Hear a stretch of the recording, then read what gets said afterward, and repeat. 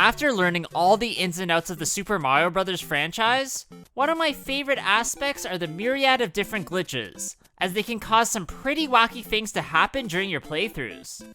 In today's video, we're gonna look at a group of those glitches, but ones that occur naturally, making them more like developer errors than anything else. I'll explain to you guys why they happen, how they happen, and where they happen, trying to find ones that I've never showcased and you've never seen before. Oh yeah, before I get started, my name is Copycat, and if you haven't yet, then please subscribe to my channel, hitting that bell button to stay notified when I upload new videos. The very first game we're going to look at in this video is Super Mario Bros. For the NES, where there's one level design error in underwater stages that allows you to get stuck in the wall. For this to happen, you need to get to the end of any underwater section, where there's a flagpole pipe, then crouch and swim right into the small gap. If you did it correctly, then you'll literally get stuck inside the wall with seemingly no way to get out, other than running down the time counter. Another error that's actually used as an exploit by speedrunners is wall jumping, which allows you to do just that if you come in contact with a wall or pipe just right. The game allows you to do this as you're actually able to jump in the area between blocks, as long as you're frame perfect, which will allow you to get up to a higher area. Like I said, this can actually be useful to complete certain levels quicker, specifically using it on this pipe of World 8-4. Next up, we're going to look at the Western version of Super Mario Bros. 2, where there's one very strange glitch that causes certain items to become attached to your head. To pull this off, you need to exit the Magic Potion subspace over a patch of grass and near an item that you can immediately pick up. If you do this fast enough, then for some reason it will become attached to you permanently, which is definitely an odd sight to see. The final strange error from this title I want to mention is the fact that you can do something to make the falling logs go up instead of down. This is pretty easy, as you just have to get the POW block and throw it while you're standing on the log, which will for some reason break its physics, sending it upwards. Super weird. The final game of the original trilogy is Super Mario Bros. 3 for the NES, where one error can occur in a boss fight where you can make the Boom Boom disappear off screen. To get this to happen, you need to be in a level with a flying Boom Boom and have the P-Wing power-up equipped. Then, fly over top of the baddie. At one point, he'll lunge towards you and literally never come back, flying off screen, making you wait until the timer is over, having to replay the level. The only other error from this entry I want to mention can cause a block in World 1-3 to inexplicably turn green. All you have to do to get this to work is to throw this red shell towards the group of blocks, then quickly run to the right. If you did it correctly, then a random green block will appear out of nowhere. This can't be interacted with at all, and you just phase right through it. So there's really no point to this other than it's just something odd.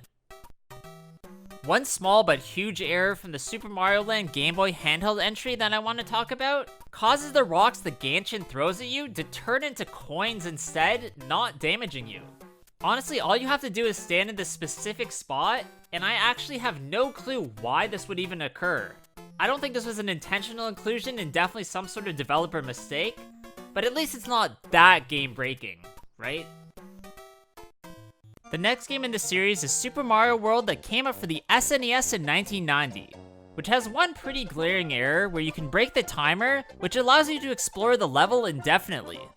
To do this, you need Yoshi, be powered up in cape form, and have a fire flower in your back pocket so that you can drop it in front of yourself. Next, wait till the timer reaches 0, then eat the flower on the exact same frame, which for some reason will not cause you to lose a life. This isn't really that useful, but just sort of random. The second handheld game in the franchise was Super Mario Land 2 for the Game Boy. The one error from this game I want to talk about is the bubble in any level glitch, which lets you do just that if you exit the hippo stage on the exact same frame you touch one. The bubble will, however, appear very glitched out, only because it was never programmed to show up in other stages. Freaky. The very first 3D game in the series is Super Mario 64 for the N64, where there's one really cool glitch that allows you to beat the Quick Koopa in 0 seconds. Well, sort of. To do this, you need the wing cap power-up equipped, and you have to do a triple jump and glide just in front of the Koopa while landing inside of the cannon. Next, make your way up to the top of the mountain to the flagpole, using the island's cannon if you have to, where when you land, the Koopa will offer to race you. allowing for some reason to complete it immediately. Unfortunately, you can't actually collect the stars this way as it completely glitches out the Koopa, but you can at least break the world record. Next up is Super Mario Sunshine for the GameCube, which has one error I want to look at, and the one that causes a friendly Pianta to kill you. This happens in the 8th episode of Serena Beach, where if you go to the pool room of the hotel, you'll see a few Piantas there. If you go behind the specific one and ground pound in between it and the wall, then talk to him, for some reason you'll fall into the black void, losing a life. Nintendo will return the series to its 2D roots with new Super Mario Bros. For the DS, where there's one specific exploit I want to talk about, and being able to store the Mega Mushroom. To do this, you need to trigger the giant mushroom from its block, then collect it underneath a series of unbreakable blocks, which will make the game put the power up in your storage instead of powering you up. You really do have to be perfect with the jump, as this took me tons of tries to finally pull off, and I don't think it's an intended feature, as it can really be used in some game-breaking ways. Super Mario Galaxy is the next game to come out in the series, where there's one error I want to look at that actually can cause you to get stuck in a certain level. This takes place in the Gusty Garden Galaxy Scramble, having to long jump off this specific spot in the bottom of this group of blocks. If you did it perfectly, then you'll break the game completely, and literally get stuck indefinitely, or until you're sent to your death, not letting you get past the launch star as gravity has been completely destroyed. The second game in the new Super Mario Bros. Sub-series came out for the Wii in 2009, and has one very silly error I want to mention, and the way that you can make a Boo become completely confused. What you need to do is go to the World 4 Ghost House, and get to the area where the third star coin is located, as that's where the dumb Boo is. Next, as soon as you enter the room, stand directly under the first Boo and face the wall, which will cause it to hurt itself in its confusion, and it can't decide whether to hide or chase you. Probably my favorite game of the franchise is Super Mario Galaxy 2 for the Wii, which has a few errors I want to showcase, starting with a very funny Yoshi slide. This can be done literally anywhere that you can ride a Yoshi, and all you have to do is crouch while on the back of the dino, then release Z, or Z if you're American, and shake the controller. If you did it right, then Yoshi will enter this weird state, where moving around will cause him to slide instead of walk, which is just funny. Next, we're going to look at Super Mario 3D Land for the 3DS, where there's a glitch in the second Bowser's Castle of World 8 that allows you to walk on lava. This is pretty easy to do, as you just have to stand on the tail of the spine coaster and just don't move at all. Eventually the coaster will drop, and you'll be placed in this strange area at the top of a lava slide, which is just weird, I guess. You can't really do much here, but whatever. One graphical glitch I want to mention happens in World 8-1, which causes your camera to completely shake. You need to guide the spike ball across the red-blue panels until it gets stuck in the gap at the edge of the void. This will cause the game's camera to start to shake uncontrollably, but doesn't physically affect your gameplay. I think it's no surprise at this point that new Super Mario Bros. 2 for the 3DS is my least favorite in the entire franchise, and I'll shout that from the rooftops for literally my entire life. There is one error that I've seen people talk about, and the weird Goomba that happens in the Gold Rush pack. I'm really not sure why this occurs, but if you trigger the gold ring, then it will squash the specific Goomba for literally no reason. You can still interact with it, as you can jump on it, but it does just look awkward. The only error I could really find from new Super Mario Bros. For the Wii U is the one that occurs if you catch Nabbit in the wrong place.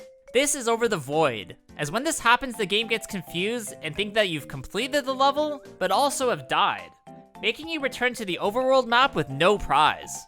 Not really sure if this is an oversight or supposed to happen, but either way it does seem off.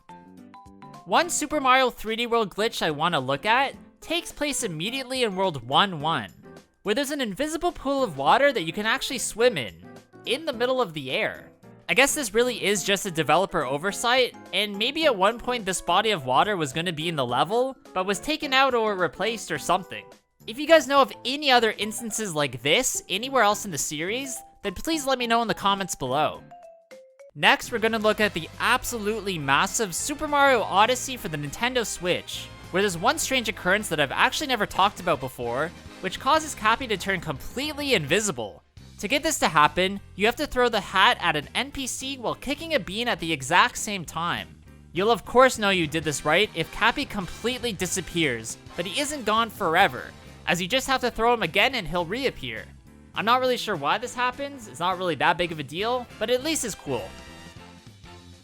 The final game of the series is Bowser's Fury, which is a bonus game mode released alongside the re-release of Super Mario 3D World for the Switch, where there's one exploit that allows you to indefinitely propeller boost.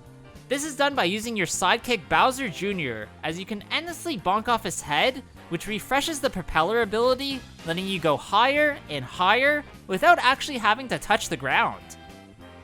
Alright, that's gonna be it for today's video, guys. I really hope you did enjoy this one. If you did, please leave a like, comment below what you thought about it, and of course subscribe to my channel. Also, please go follow my Instagram at Copycat Gamer. There I upload some cool clips and items from my collection that you won't see anywhere else. Hope you guys all have a good day, and I'll see you all in the next one. Bye!